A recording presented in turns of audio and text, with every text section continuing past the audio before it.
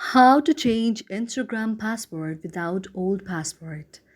Hello everyone, it's me Rock, and if any day you forget your old password in Instagram, but if you like to change your password in Instagram without your old password, there are some of the methods that you could do. For this, at first you have to launch your Instagram application on your device.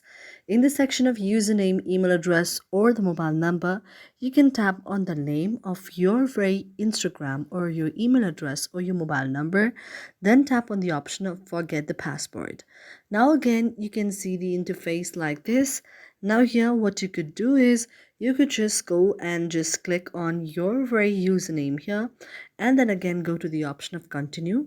Now after you go to the option of continue, it will take you to the next interface. You have to wait for a while. Now after that you can see the interface like this. Now if you find out your very account here, you can try the way that a code will be sent to your email address. You can then go to the option of continue. After that, if an email is sent to your very account here, you can just use it. You can just use the code there, and then you can also change the password and you are done. Thank you for watching our video, and if you really like it, do not forget to subscribe our channel.